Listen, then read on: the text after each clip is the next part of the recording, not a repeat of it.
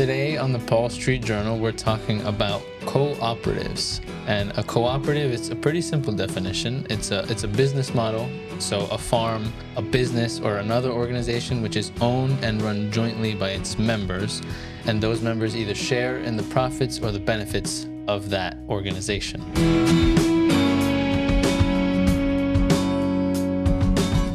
So, Brian, what does this have to do with Catholic social teaching on economics? In season 1, we talked about the medieval period and the rise of the middle class, where people were leaving peasantry to become specialists and to be really experts in a particular field, such as carpentry or ironwork or whatever. And that became one of the first times in human history where capital was distributed broadly and living standards rose rapidly. That lasted even through the mercantilistic period that we talked about also in season 1. But that mercantilistic period was such a bad macroeconomy that needed to be replaced too. So what ended up happening in the early industrial period with early capitalism was that not only was mercantilism replaced, but so were the guilds and so was the middle class. The middle class was wiped out. Basically, in the corporate system, very, very few people had a lot of economic power, and it was shareholders and boards of directors who were acquiring wealth to the detriment of the middle class, to the proletariat, to common workers. So, in response to that, the church wanted to act on behalf of workers and started releasing the documents that we talk about in season 2, starting with Pope Pius XI. Right. So at the time that Pope Pius XI writes his encyclical Quadragesimo Anno, the landscape of work was an employer-employee contract was the norm, right? And that comes from the trend that we followed throughout the seasons. But what then Pope Pius XI suggests is to follow more of a cooperative model. And we have a quote from Quadragesimo Anno which describes his advice. He says, "We consider it more advisable, however, in the present condition of human society, that so far as is possible, the work contract be somewhat modified by a partnership contract, as is already being done in various ways and with no small advantage to workers and owners. Workers and other employees thus become sharers in ownership or management, or participate in some fashion in the profits received." And that essentially sums up the advice that the church was giving in these documents. The employer-employee relationship was, like you said, detrimental to the proletarians. And he's suggesting that this cooperative, this partnership model is more useful. And not only does he say that in Quadragesimo Anno, but JP2, John Paul II, affirms that in Centesimus Annus. Pope Francis even affirms that later on in Fratelli Tutti. So this is a thread in Catholic social teaching on economics that lives on even till today. And we have some examples of contemporary examples of how it can be put into practice, how it's been put into practice. We have a pretty awesome example, which is can't get more Catholic and applicable to our episode. So the example we have of a cooperative that is still running is Mondragon, which was the city in which a priest founded this corporation, first by recommending to young workers of factories to leave their jobs and start their own company so that they could be owners of their own company.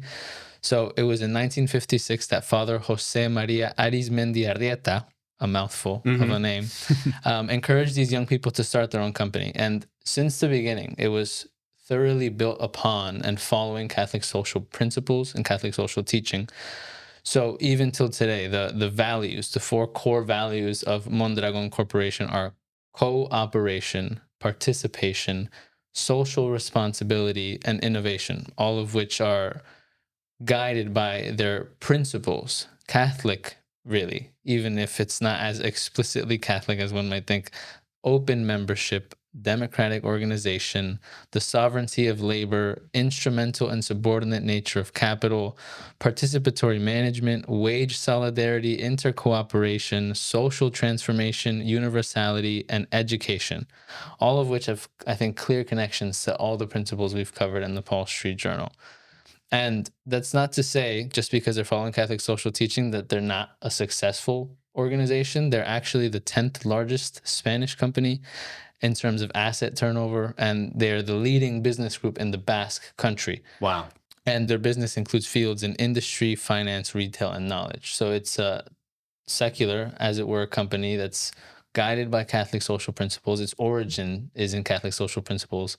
A priest started the company, and it's doing well. And I think this is an awesome cooperation system to learn from. And I think some cooperatives around the world have even used Mondragon as a model for themselves. Yes. Even cities in the United States have copied this model. Maybe we can have an episode about that. Yeah. But I'd like to also mention some local cooperatives. So one is Ace Hardware. I think many people listening would be aware of that name. We have the big box stores that you could think of in your mind. And a lot of people are ordering stuff online. But ideally, you're shopping local and you're shopping at places that do have a cooperative model, and Ace Hardware is one of them. So Joe, our media specialist, and we're always buying stuff for our mansion here at St. Paul Inside the Walls. We try our best, right? We're not perfect. We try our best to go to Ace. And then also REI, the sports goods store. There's a whole bunch of them around here. I don't know how national they are. That's another cooperative that you can contribute to just by shopping there.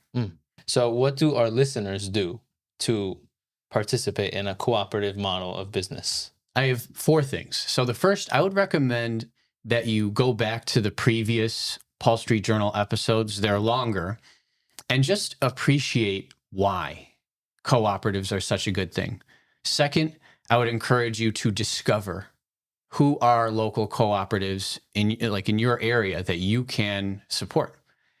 Third thing would be to go there and support it. And then fourth, if you're interested at all in starting a business, you should seriously consider starting a co-op.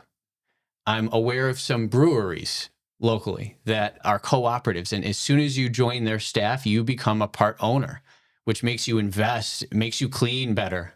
Remember, half of brewing is cleaning, right? So starting something like that could be a lifelong journey with the other people that you're working with. There's a sense of solidarity and dignity that's connected to these co-ops that can't be replaced by other models. Awesome. And like all our other episodes, another principle to follow is the good, better, best principle. These episodes aren't meant to condemn our past actions, but just give us insight to make better decisions in the future. And I think our episode on cooperatives just that. It gives great insight for our listeners. So to our listeners and watchers, thank you for listening to the Paul Street Journal.